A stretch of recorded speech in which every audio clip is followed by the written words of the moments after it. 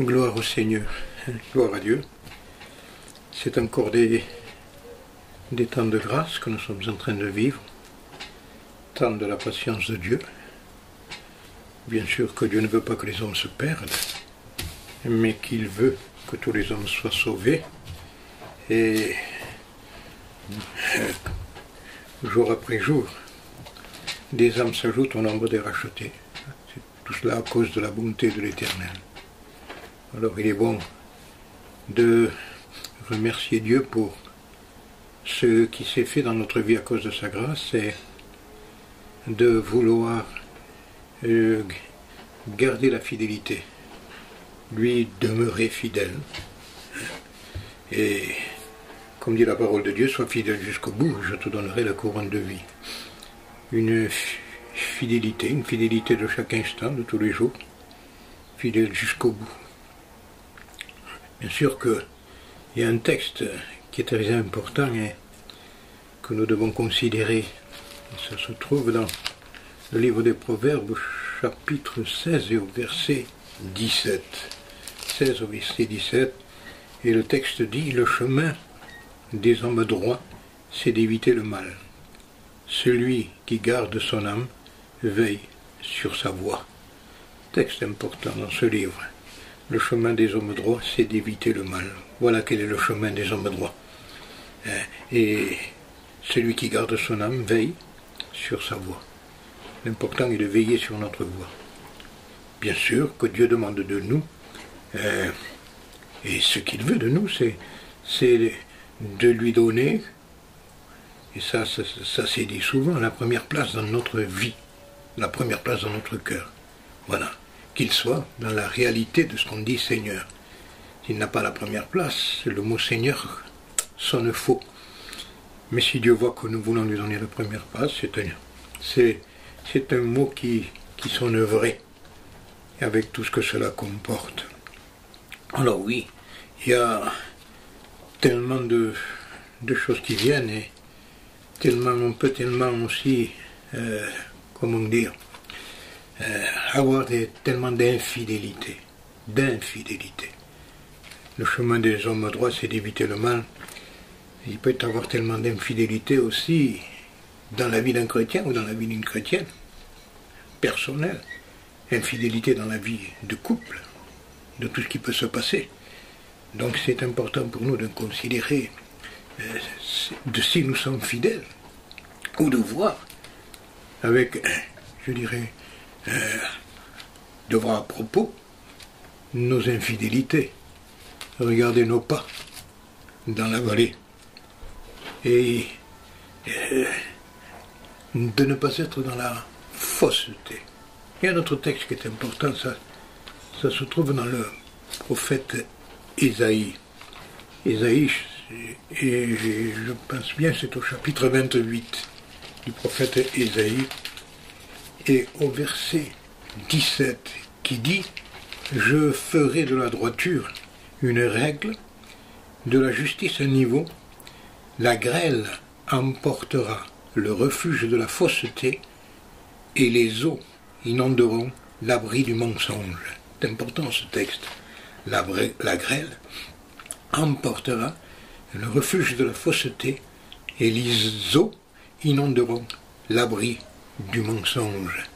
Il peut tellement y avoir de fausseté et de mensonge, parce que si nous disons, nous confessons que nous sommes des chrétiens, il faut nous comporter comme des chrétiens. On ne peut pas dire qu'on est chrétien et, comme je le disais, dire Seigneur, si notre vie ne cadre pas ou ne veut pas cadrer avec la parole de Dieu. Il y a tellement de choses qu'il faut mettre à la lumière, tellement de choses qui sont fausses. Vous savez, l'épître de Pierre parle, et l'apôtre dit combien notre conduite, notre piété doivent être saintes. Combien notre conduite et notre piété doivent être saintes. On ne doit pas se comporter comme on veut. Il y a un laisser-aller tellement grand actuellement, que l'un a sa petite chose, l'autre a sa petite chose, et ces petites choses, bien sûr, rentrent dans l'Église. L'un a en quelque sorte ses interdits, l'autre ses interdits. Et comment voulez-vous que nous voyons la gloire de Dieu alors que Dieu nous appelle à savoir mettre dehors les interdits qu'il peut y avoir? Bien sûr, nous passons tellement la main quand ça nous touche de près. Nous sommes prêts à crier, je dirais, sur les autres. Mais est-ce que, si tu te regardes profondément, ne crois-tu pas aussi, ne croyez-vous pas aussi qu'il y a de la fausseté? Ne passons-nous pas certaines choses dans notre vie parce qu'elles nous touchent personnellement? Parce qu'elles touchent personnellement notre foyer et nos enfants? Comment nous nous comportons? Admettons-nous qu'il y ait des porte-à-faux à la parole de Dieu?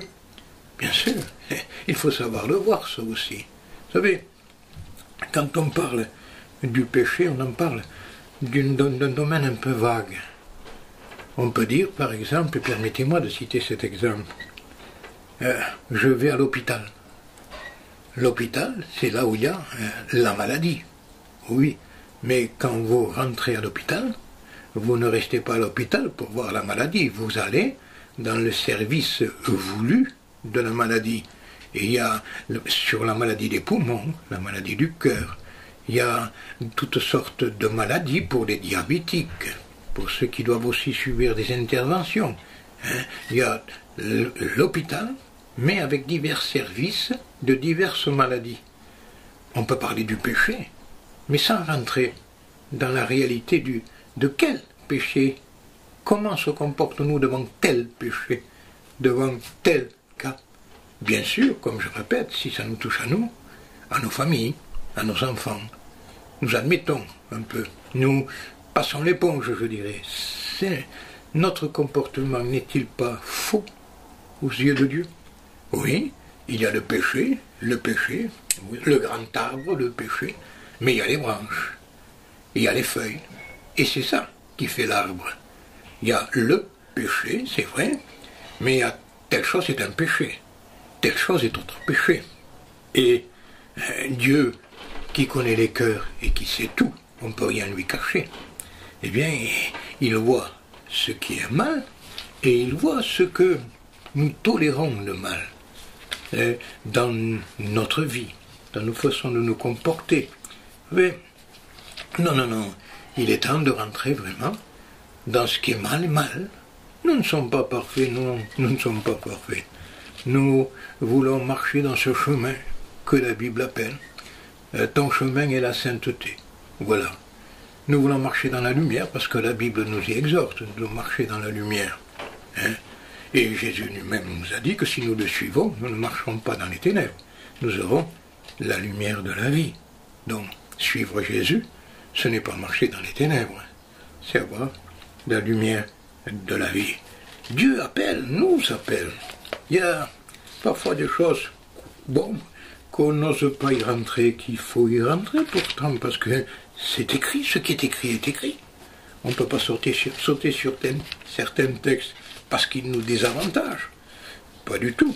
L'apôtre Paul dit quelque chose d'important.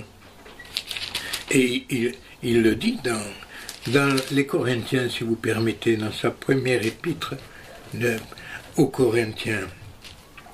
Il dit au chapitre 5 et au verset 7, un verset qui est important, qui dit « Faites disparaître le vieux levain, afin que vous soyez une pâte nouvelle, puisque vous êtes sans levain, car Christ, notre Pâque, a été immolé. Célébrez donc la fête, non avec du vieux levain, mais avec ni un levain de malice et de méchanceté, mais avec les pains sans levain de la pureté et de la vérité. » Donc, l'apôtre nous exhorte, au travers de ce verset, à faire disparaître le vieux levain, pour que nous soyons une pâte nouvelle, parce que nous sommes sans levain. Voilà, nous avons reçu la grâce de Dieu. Amen. Et maintenant, il s'agit pour nous de ne pas tolérer dans notre vie ce qui reste de notre manière d'être avant notre conversion. Le vieux levain. N'est-ce pas ce qui peut typifier ce qui reste en nous, de notre manière d'être avant la conversion? Alors l'apôtre dit, vous êtes sans levain, nous sommes ce que nous sommes. Et avec la grâce de Dieu, nous ne devons pas donner suite à ce vieux levain, à ce qui reste en nous, de notre manière d'être, avant de nous convertir. Et bien sûr que la Bible dit, c'est écrit quand même dans ce texte, non avec un levain de malice. Oh, il peut tellement y avoir de malice, un levain de malice parmi le peuple de Dieu. Et le malice, vous savez, c'est tout le mal que nous pouvons dire des autres. Il y en a de ce levain-là, tout le mal qu'on peut dire des autres. Oh, on en a à dire, et notre langue, nous la faisons marcher en quelque sorte. Elle dit, et nous disons tout le mal, nous osons le dire. Vous savez, la méchanceté, c'est tout le tort que l'on fait à quelqu'un. La malice, c'est tout le mal que nous pouvons dire, et la méchanceté, c'est tout le mal, le tort qu'on fait aux autres, à autrui. Ah oui, ça, je dirais, il ne faut pas que cela demeure. Faites disparaître cela. Faisons disparaître cela. Nous sommes ce que nous sommes. La Bible dit que nous sommes maintenant une pâte nouvelle. Qu'il ne faut pas tolérer ces choses-là. Tolérer ce qui est de notre ancienne vie, de mon ancienne vie. De ne pas avoir un levain de malice en moi, de méchanceté en moi. Non, mais de me comporter vraiment comme un enfant de Dieu. Voilà, parce que je suis cette pâte nouvelle en Christ. Alors, bien sûr que je dois faire attention à tout cela, à le dire. Ne pense pas que les autres le font, tu le fais toi-même peut-être. Peut-être en toi il y a ce vieux levain qui reste, de ta façon de te comporter avant ta conversion. Ce vieux levain, il faut le faire disparaître. On n'est pas comme avant, la Bible dit, et ça nous le savons tous, que si quelqu'un est en Christ, il est une nouvelle création, une nouvelle créature. Que les choses anciennes sont passées, mais que tout est devenu nouveau. Tout est devenu nouveau. Alors il ne faut pas admettre les choses anciennes. Il faut au contraire vouloir tout ce qui est nouveau, tout ce que nous recevons par la grâce de Dieu, et nous comporter comme tel, marchant vers le but, vers ce qui nous attend. Et ce qui nous attend est glorieux. Ah mais, on est en train de vivre un temps particulièrement, je dirais, on dit souvent, nous vivons ce temps-là, nous vivons ceci, nous vivons cela, bien sûr, c'est dit, se redit. Il ne s'agit pas de dire quelque chose, il s'agit de le vivre, cela. Est-ce que tu es prêt? Est-ce que tu es prêt à la rencontre de Dieu? Est-ce que tu as un cœur pur? Jésus a dit, le Maître, celui qui a le cœur pur vers Dieu. Ça veut dire que si je n'ai pas un cœur pur, comment voir Dieu? Vous savez, le message du ciel, c'est Saint et l'Éternel. C'est ce que se disent les créatures angéliques. Ils se le répètent les uns aux autres continuellement que Saint et l'Éternel, Saint et l'Éternel, Saint et l'Éternel. Mais ce langage du ciel ne devrait-il pas être le langage de nous-mêmes, ici sur cette terre? De se rappeler que Dieu est saint, et de se rappeler que rien d'impur ni de souillé n'héritera la gloire. Alors oui, c'est la marche dans la lumière, reconnaissant ce que nous sommes. Pourquoi cacher ce que nous sommes? Pourquoi se donner un faux semblant? Dans la réalité, nous voulons paraître chrétiens, nous ne le sommes pas, parce que l'arbre se reconnaîtra et se reconnaît toujours au fruit. Alors, bien sûr, la malice, la méchanceté, Dieu n'en veut pas de tout ça.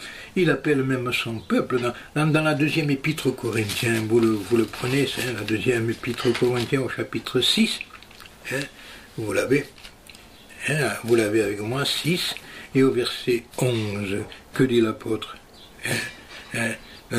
On va prendre directement au verset 15, si vous me le permettez. Chapitre 2 Corinthiens, chapitre 6, verset 15. Quel accord y a-t-il entre Christ et Bélial? Quelle part, dit l'apôtre, le fidèle avec l'infidèle? Quel rapport y a-t-il entre le temple de Dieu et les idoles? Car nous sommes le temple de Dieu, du Dieu vivant, comme Dieu l'a dit, j'habiterai, je marcherai au milieu d'eux, je serai leur Dieu, et ils seront mon peuple. Et au verset 17 qui est important, c'est pourquoi, sortez du milieu d'eux, séparez-vous, dit le Seigneur. Ne touchez pas à ce qui est impur, et je vous accueillerai. Je serai pour vous un père, et vous serez pour moi des fils et des filles, dit le Seigneur Tout-Puissant. Et le chapitre 7, au premier verset, dit, ayant donc de telles promesses, bien-aimés, purifions-nous de toute souillure de la chair et de l'esprit, en achevant notre sanctification dans la crainte de Dieu. Vous savez, les textes parlent d'eux-mêmes. Nous n'aurions pas besoin d'y ajouter quelque chose. Il n'y a pas, je dirais, de commune mesure entre la justice et l'iniquité. Il n'y a pas de commune mesure entre la lumière et les ténèbres, entre Christ et Bélial, entre le fidèle et l'infidèle. Ça ne va pas ensemble, ça. Il y a une démarcation, il y a une frontière. Alors oui, et cette séparation est importante, puisque l'apôtre en parle très ouvertement. Et il doit falloir la séparation avec tout ce qui nous concerne, nous, nos motifs, et c'est vrai, les actes que nous tenons, qui ne sont pas conformes à ce que Dieu veut, mais qui sont conformes à ce que le monde pense. Et ça aussi. Et la séparation avec tout ce que l'Écriture nous appelle à nous séparer. Vous voyez, il y a « sépare-toi mon peuple et je t'accueillerai ». Il y a des actes, bien sûr, nous avons toujours besoin de la grâce de Dieu. Mais Dieu ne peut faire qu'en fonction de ce que nous voulons nous-mêmes faire. Un chrétien n'est pas passif. Un chrétien veut, et il s'attend à la grâce de Dieu pour vivre ce que Dieu veut qu'il vive. Vous savez, on doit avoir un refus de nous conformer avec ce qui est du monde, d'accepter même une complicité avec ce qui est du monde. Non. Maintenant, on n'est plus dans le même domaine. Maintenant, on va dans un autre domaine. Nous ne sommes plus comme avant. Nous sommes maintenant des nouvelles créatures. Et nous voulons marcher comme le Seigneur veut que nous marchions. Bien sûr, nous devons résister. Il est bien dit dans la parole de Dieu, soumettez-vous à Dieu. Il y a des combats, résistez au diable. Il fuira l'un de vous. Et la Bible met toutes choses à sa place. Soumettez-vous d'abord à Dieu. Résistez au diable. Et il fuira loin de vous. Alors quelle importance pour nous de faire ce que Dieu veut que nous fassions. Nous sommes sans force. Mais la grâce de Dieu est avec nous. Oui, à tes résolutions, dit un texte, répondra le succès. Si nous faisons ce que nous devons faire, alors, bien sûr, revenons là. N'acceptons pas ce qui est de ce vieux levain, de notre manière de vivre d'avant. Avant, on était ça, maintenant, on n'est plus ça. Avant, nous nous comportions d'une manière, maintenant, il ne faut plus nous comporter comme nous voulons. Il y a un texte important dans le livre des Chroniques, parce qu'il y a une solution toujours avec Dieu.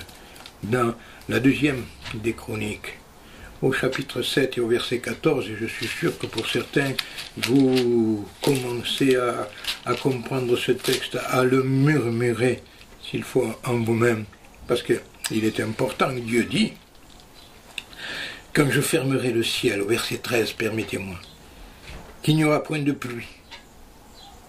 Le ciel est fermé, il n'y a point de pluie.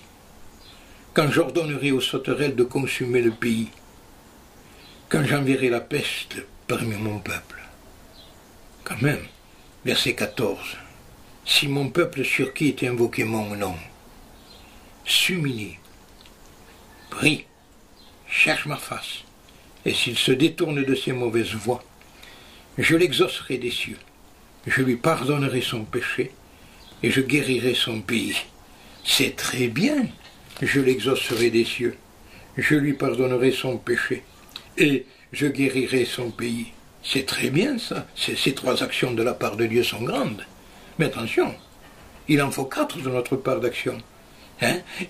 Si mon peuple s'humilie, s'il prie, s'il cherche ma face, et s'il se détourne de ses mauvaises voies, si nous remplissons les conditions, que Dieu ne faillira jamais, lui, à ce qu'il dit. La parole s'accomplit. Bon, on ne peut que rappeler que sa main n'est pas trop courte et ni son oreille trop dure pour entendre, mais que ce sont nos péchés qui cachent sa face, qui l'empêchent de nous écouter. Alors à nous de revenir vraiment à ces anciens sentiers. Oui, nous voulons tellement appeler mal ce qui est mal, Seigneur. Et pardonne-nous quand nous avons changé son langage, que ce qui est mal, nous l'avons appelé pas mal, nous. Que nous avons dit, eh bien, quand même, Dieu sait, Dieu voit, mais bien sûr, que Dieu sait, que Dieu voit, on ne peut rien lui cacher. Mais Dieu sait et Dieu voit ce que nous faisons, ce que tu fais. Dieu sait et Dieu voit ce que tu fais, seul. Dieu sait et Dieu voit ce que tu fais aussi, ta façon de te comporter et de parler ensemble avec ta compagne. Dieu sait de quelle façon aussi tu diriges ta maison. Dieu sait combien tu laisses tes enfants aussi prendre des voies qui ne sont pas les voies de Dieu.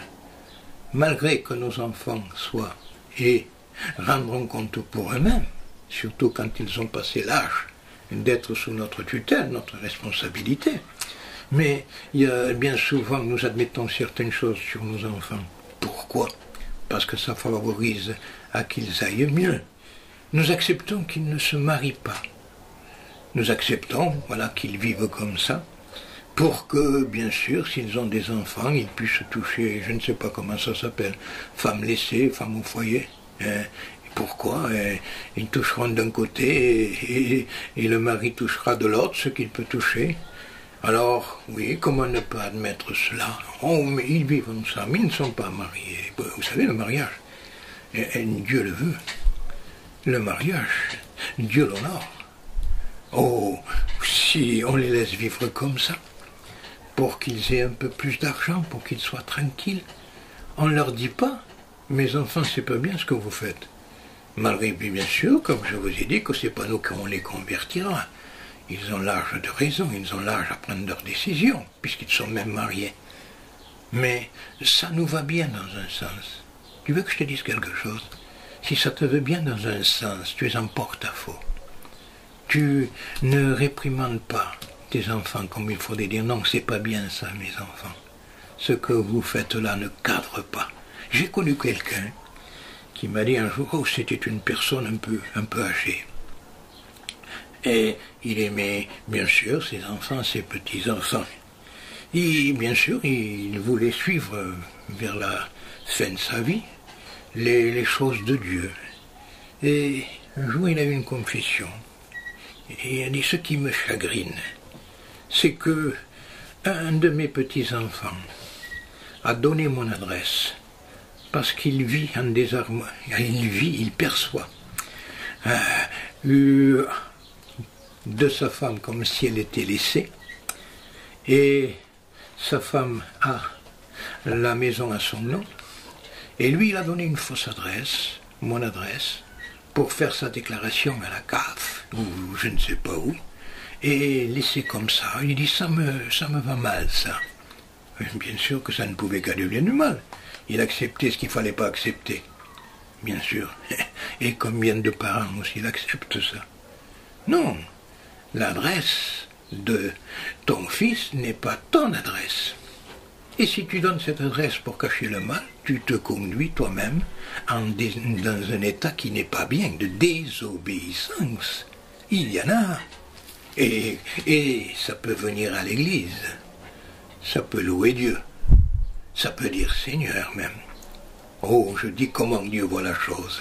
Comment Dieu voit la chose. Oh, qu'ils le comprennent, que ce n'est pas la bonne manière de se comporter. Comment voulez-vous qu'ensuite, quand ils prient, leurs enfants puissent se convertir, si jamais ils prient pour leurs enfants? Parce que la marche chrétienne et vouloir que nos enfants soient sauvés, c'est d'abord nous comporter comme Dieu le veut, et que nous soyons pour eux-mêmes un témoignage, même s'ils ne sont pas d'accord parce qu'ils sont païens, disons, mais qu'ils voient que nous nous comportons, nous, comme des chrétiens. Tandis que nous leur donnons un témoignage où l'enfant peut dire, il est comme moi. Il n'a qu'une petite état de religieux. Voilà, ô religieux que tu es. Combien je t'invite à prendre conscience et à sortir de cet état, parce que ce n'est pas clair aux yeux de Dieu. voyez déjà, ça rentre. Et c'est comme ça. Et ça se fait, ça c'est toléré. Il ne faudrait plus que ce soit toléré, ça. Le mal doit être démasqué. L'interdit, on doit dire c'est de l'interdit, ça. Pourquoi?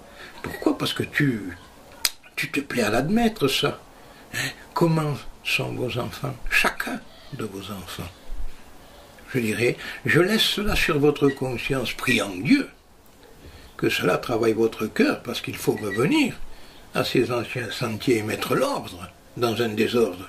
À quoi bon, alors là, remuer le ciel et la terre, faire de longues prières, si Dieu pourrait les dire, au lieu de prier, mets de l'ordre dans l'interdit. Alors oui, les infidélités sont grandes. Revenons à cela. Peut-être ça choquera certains. Mais si ça vous choque, que ça vous choque pour un bien, pour le dire parce que vous savez, la parole de Dieu nous reprend. Non pas pour nous, je dirais, pour nous condamner au combien, non, mais pour nous faire voir le mal. Pour ensuite pouvoir confesser et délaisser. Vous savez, un docteur ne révèle pas une maladie pour laisser le malade dans la maladie. Et même si la maladie est importante, si c'est une grave maladie, il révèle qu'il y a la maladie, ça fait du mal sur le moment, ça. Si on nous l'annonce. Mais il révèle la maladie pour dire qu'il y a une solution. Pour nous donner ensuite la solution. Et c'est ça ce que Dieu veut. La solution, Dieu nous la donne. Et de dire, oui, si mon peuple sur qui est invoqué mon nom s'humilie, il dit, s'il prie ensuite. Mais chaque chose doit être mise à sa place, quand même. Parce qu'on confond tout, on mélange tout. C'est un tohu-bohu. S'il s'humilie, s'il prie, s'il cherche ma face, s'il se détourne de ses péchés, je l'écoute, je l'exauce, je guéris son pays.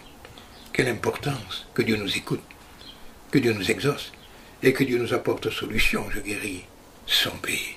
Ah oui, que d'infidélité. Vous voyez, ça se voit, ça. Parce que surtout, ça, on en voit ô combien qui sont dans cet état d'esprit. Bon, mais non, il faut revenir à ce qui est écrit.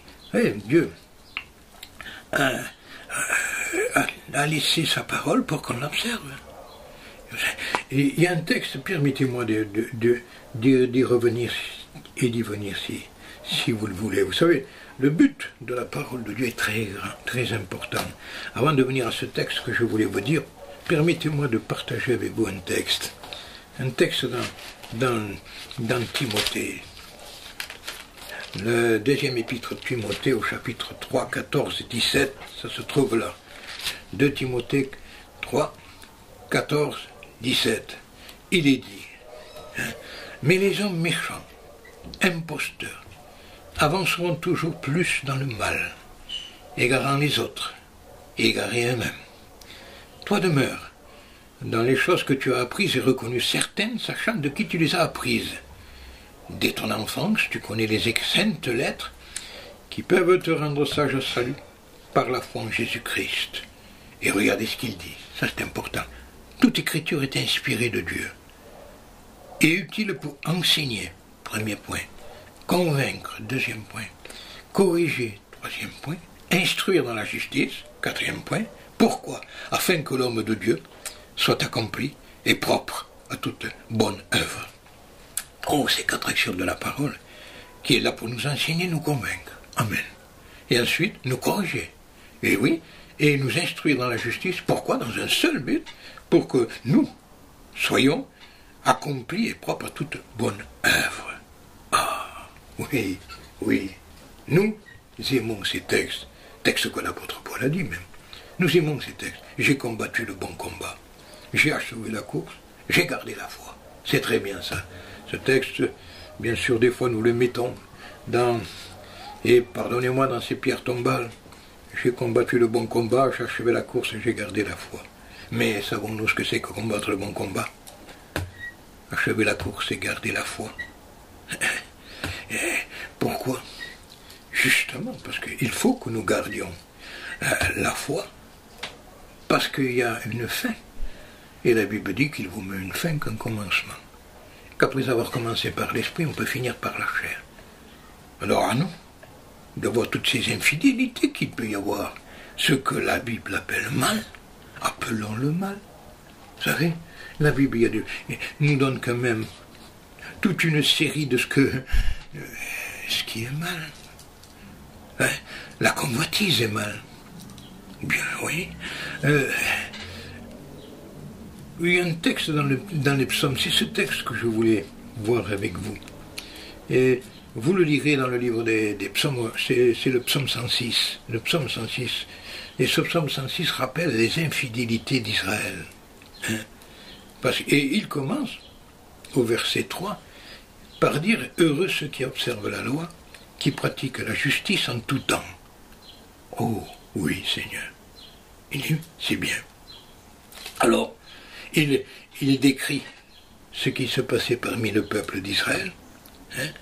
Et il y a un verset qui est important aussi. Nous avons commis l'iniquité. Il y a une reconnaissance. Nous avons fait le mal. Voilà. Nos pères en Égypte ne furent pas attentifs à tes miracles.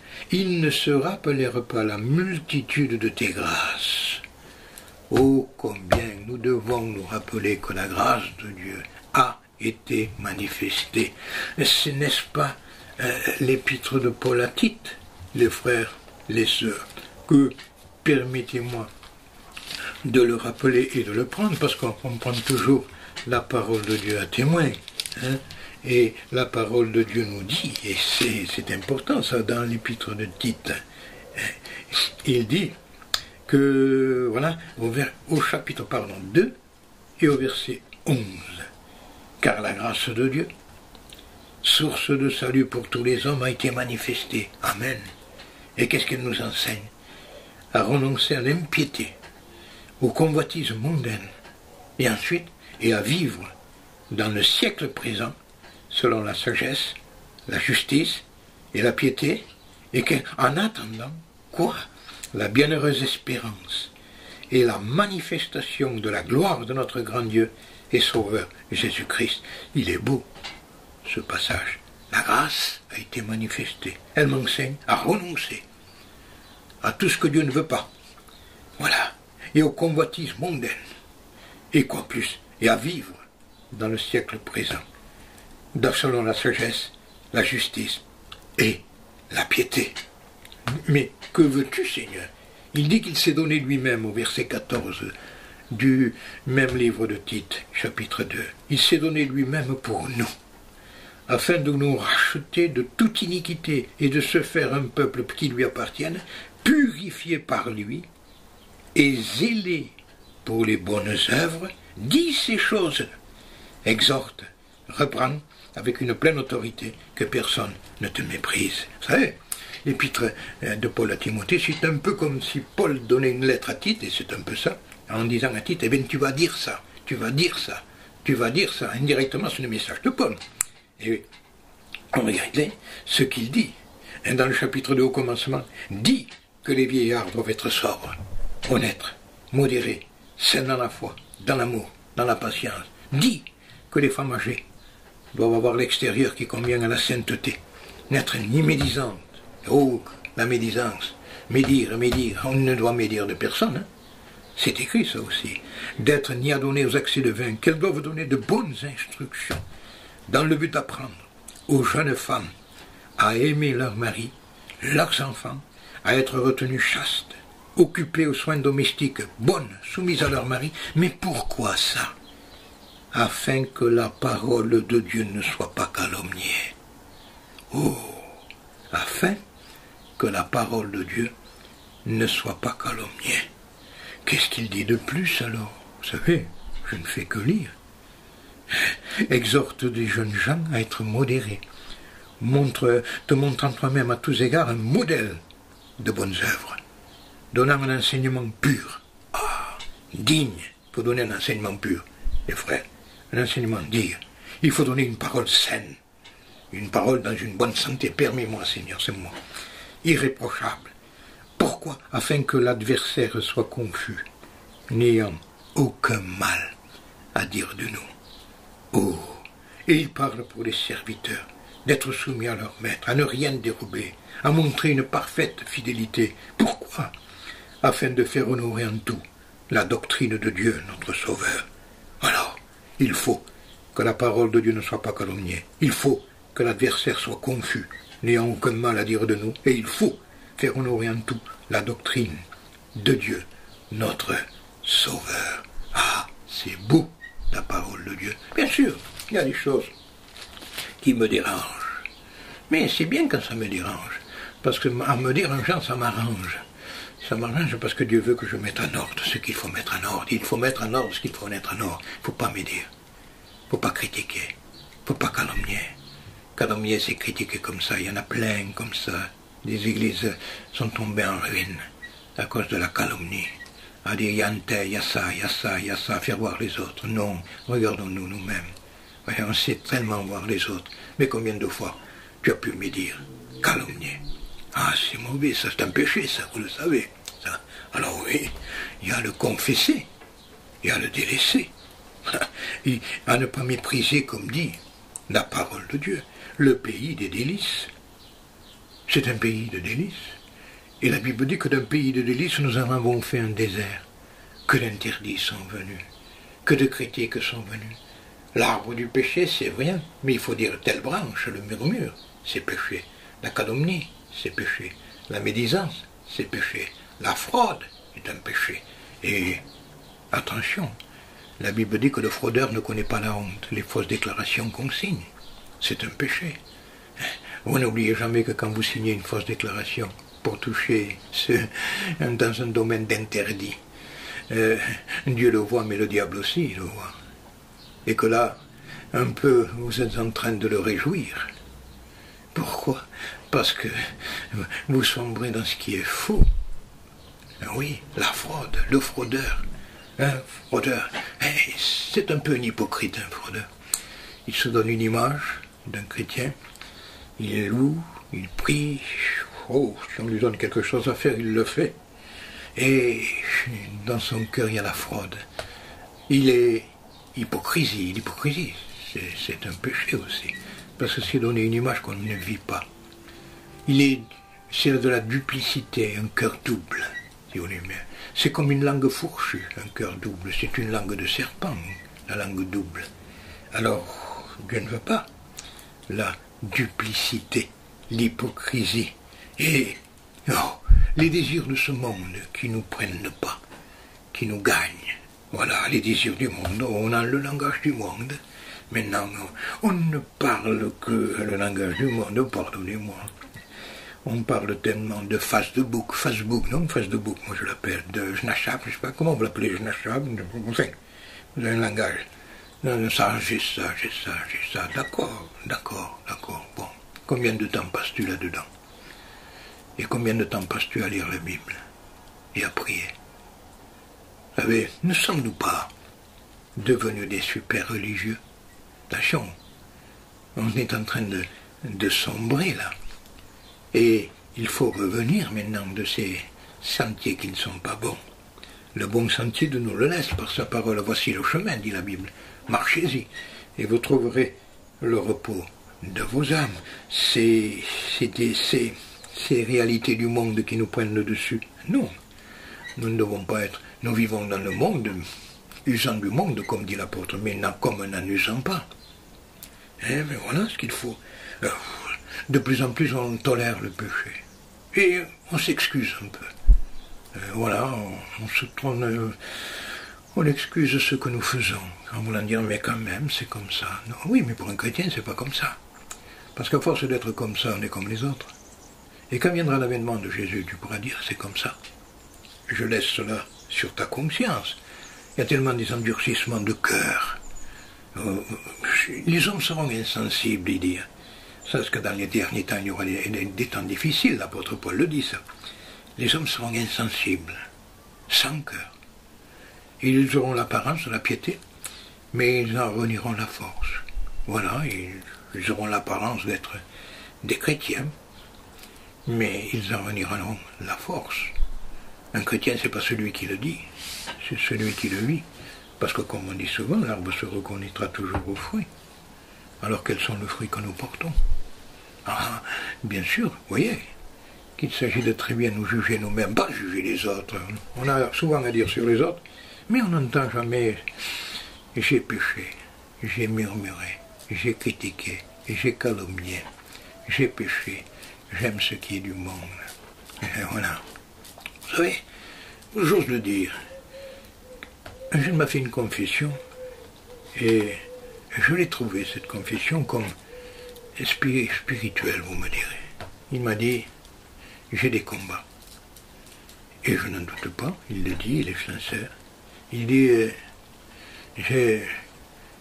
quand je regarde, et pardonnez-moi certaines choses, j'ai des combats, Parce que je regarde, et il est attiré par certaines choses qu'il ne faudrait pas. Mais il le confesse.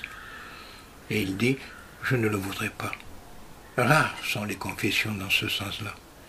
Moi, je suis certain que même dans le but de le confesser, il y a une note de spiritualité. Et je suis certain que ce jeune, se confiant en Dieu, aura la victoire sur ceux qui veulent le dominer. Mais bien sûr, entendons-nous confesser les péchés les uns aux autres et prier les uns pour les autres afin que vous soyez guéris. C'est écrit ça aussi, pardonnez-moi, mais c'est écrit. Les choses écrites, il faut se les rappeler. On a parlé de la fraude, on a parlé du murmure, de la calomnie, de la convoitise, et qui est là. Une convoitise, bien sûr, qui est là pour nous sortir de la voie droite. Convoitise des yeux, convoitise de la chair, convoitise de l'orgueil de la vie. C'est tellement venu ça dans le jardin d'Éden. Et ça se présente tellement, bien sûr, que nous sommes sans force. Mais nous regardons à celui qui est la force. Il a dit, vous aurez des tribulations dans le monde, mais prenez courage, j'ai vaincu le monde. Rappelons-nous qu'il a vaincu, qu'il a été vainqueur, lui. Il a été tenté, comme nous en tout, mais il a été vainqueur. Oui, amen. Nous regardons à toi, Seigneur.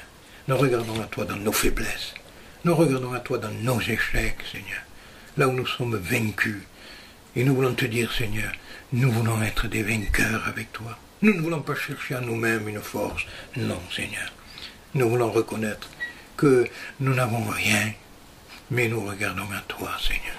Et qu'avec toi, tout peut se réaliser. Vous savez, la Bible le dit. Si tu crois, eh bien oui, nous voulons croire, Seigneur. Et avec ta grâce, ensuite, et vivre comme un chrétien. Oui, les interdits, il faut les mettre dehors. Nous, reconnaître ce que nous sommes. Et comme j'ai dit, la parole de Dieu est là et Dieu nous reprend parce qu'il nous aime. Il ne veut pas qu'on meure dans notre péché. Non, Jésus a dit, celui qui a le cœur pur verra Dieu. Il faut que nous nous conservions purs. Pour être même ce vase d'honneur, utile à son maître, dit la Bible, en nous conservant purs. Oui, propre à toute bonne œuvre, même dit la Bible, si je m'en souviens. Donc, à nous de revenir là où il faut revenir, à nous attacher à Dieu sans nous laisser distraire, car, vous savez, rien, il est dit dans la Bible, et permettez-moi, dans Marc, prenez avec vous, je juge un peu encore de votre patience pour vous dire dans Marc, au chapitre 4, et au verset 22, 4 et au verset 22, regardez ce qui y est écrit et qui est important. 4, verset 22. Et voilà. Car il n'y ait rien de caché qui ne doive être découvert, rien de secret qui ne doive être mis au jour. Il n'est rien de caché qui ne doive être découvert, et rien de secret qui ne doivent être mis au jour. Oh. Un texte de plus, pardonnez-moi. Et nous serons prêts de terminer, c'est dans le livre des Romains, l'épître de Paul aux Romains. L'épître de Paul aux Romains au chapitre 2. Épître de Paul aux Romains au chapitre 2. Voilà, au chapitre 2. Et au verset 16, qu'est-il écrit? Voilà. c'est ce qui paraîtra au jour où, selon mon évangile, Dieu jugera par Jésus-Christ les actions secrètes des hommes. Alors, je disais que les textes tout à l'heure nous parlent par eux-mêmes. Qu'avons-nous besoin d'ajouter? D'abord, il ne faut rien ajouter ni retrancher, il faut le prendre. Nous sommes ce que nous sommes. Reconnaissons ce que nous sommes d'abord. Ne donnons pas une image fausse de ce que nous ne sommes pas. Soyons vrais. Vrais envers nous-mêmes, vrais envers Dieu, vrais envers les frères. Voilà. C'est important. Quelqu'un de vrai. Parce que quelqu'un de faux ne trouve pas le bonheur. C'est celui qui est vrai qui trouvera le bonheur. Il est vrai. Il confesse ce qu'il est. Il le délaisse. Il obtient miséricorde. Il sait qu'il y a en Christ le pardon, la purification par le sang, et qu'il y a, par la puissance de l'Esprit, bien sûr, dans le nom de Jésus, la force de marcher vers la gloire, de porter ce fruit à la gloire du Père, de marcher dans la lumière. Oui, reconnaissons, confessons, délaissons. C'est par toi, mon peuple. Voilà, purifie-toi, je t'accueillerai. Et Dieu veut nous accueillir. Le temps est important. L'heure s'avance maintenant. Soyons à l'heure dans notre marche avec Dieu. Voilà, nous ne voulons pas être en retard. Non, nous voulons au contraire être de ceux qui l'attendent. Il vient chercher celui qui l'attend. Celui qui l'attend se purifie. Celui qui a cette espérance en lui se purifie, dit la Bible, comme lui-même est pur. Nous comptons sur lui. La force, c'est lui. Tout est par lui. Voilà. Il veut quoi? Eh bien, que nous reconnaissions ce que nous sommes et que nous nous attachions à lui. Nos pas dans la vallée, nous voulons les voir. Mais ensuite, selon le conseil que Dieu a donné à Lot, il lui a donné un conseil pour qu'il sorte de la ville fautive. C'est écrit ça dans la parole de Dieu. Et Dieu lui a donné un conseil qui est précieux et que nous devons nous rappeler. Je le trouve avec vous. Voilà. Et il lui dit, sauve-toi pour ta vie. Amen. Ne regarde pas derrière toi. Non. Ne t'arrête pas dans toute la plaine. Sauve-toi vers la montagne, de peur que tu ne périsses. Eh bien, ces conseils-là, nous voulons les vivre nous-mêmes, parce que Dieu veut que nous soyons sauvés. Dieu ne veut pas qu'on se perde. Il veut qu'on soit sauvés et qu'on soit avec lui pour l'éternité. Amen. Alors que Dieu nous accorde sa grâce aux uns et aux autres. Voilà ce que l'on peut se dire. Et dans le nom de Jésus, remercier le Père pour sa patience, sa bonté. Il use de patience. Oui, encore une fois pour rappeler, il ne veut pas qu'on se perde mais qu'on soit sauvé. À lui la gloire. Amen.